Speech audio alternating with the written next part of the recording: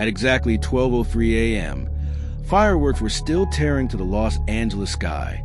At 12:04, champagne glasses were raised and strangers hugged, celebrating a brand new year.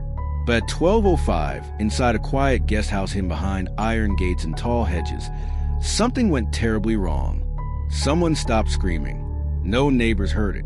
No cameras recorded it. And by the time the sun rose, a young woman would be found dead, barefoot, alone, and frozen in time just minutes after midnight. Her name was Victoria Logan.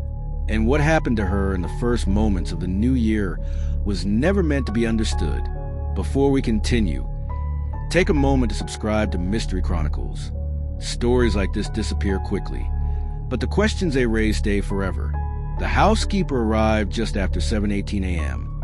She expected noise, music, evidence of a New Year's celebration. Instead, she found silence.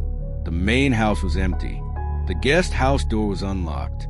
Inside, Victoria lay on the floor near the window, still wearing clothes she had worn the night before. Her phone was beside her hand, its screen cracked. The air carried a faint metallic smell that didn't belong. There was no blood, no overturned furniture, no sign of a struggle. But the responding officer noticed something that immediately changed the tone of the investigation. The wall clock had stopped, the time frozen at 12:32 a.m. Victoria Logan was 26 years old. She was the daughter of Thomas Logan, an Oscar-winning actor famous for portraying men who never flinched. Lawmen, soldiers, men who always survived. But Victoria lived far from that image. She avoided attention, hated Hollywood events, and preferred quiet places where no one recognized her last name. Friends described her as observant, thoughtful, and deeply private. In the months before her death, something had changed. She canceled plans without explanation. She slept less. She seemed distracted, distant. More than once, she told friends that something felt wrong, though she could never explain what. On the final day of the year, Victoria spent most of her time alone. Security footage showed her leaving a cafe in the afternoon, stopping briefly at a bookstore, then returning to the estate before nightfall. She never dressed for a party. No guests were expected. At 8:17 p.m., her phone rang. The number was blocked.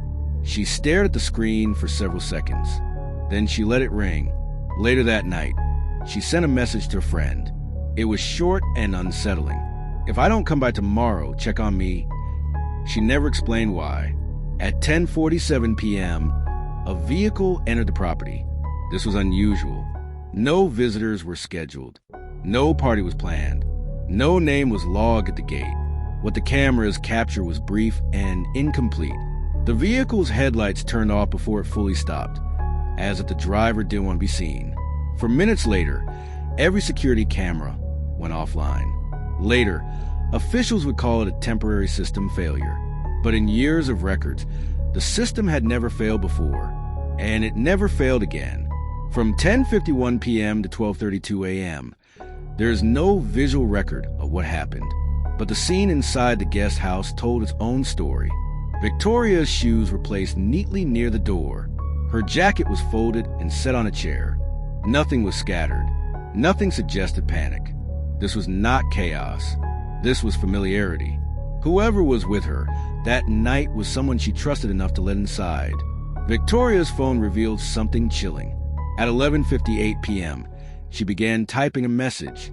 "If anything happens to me, it wasn't." The sentence ended there. The message was never sent. Then at 12:14 a.m., the phone unlocked using facial recognition. But medical examiners would later confirm that by that time, Victoria was already unconscious, which means someone else had to lift the phone to her face. Pause for a moment and think about that. And if stories like this pull you in, like the video, because it helps this channel reach more people who love deep mysteries.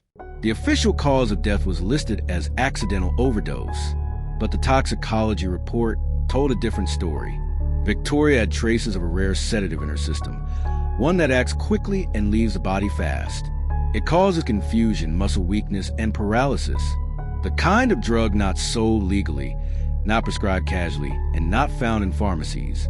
It is typically used in private medical facilities. Victoria had never been prescribed it. When investigators asked how it entered her system, the report was revised. Shortly after it was sealed, Victoria had confided in one person, her friend, Elena Moore.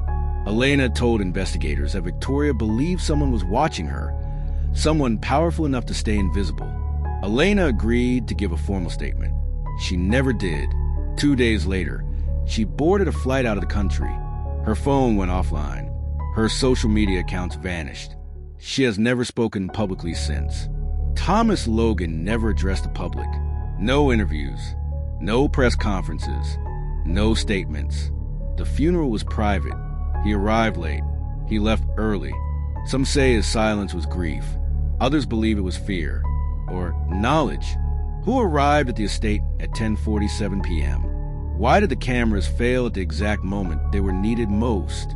Who unlocked Victoria's phone? Why was the report sealed so quickly?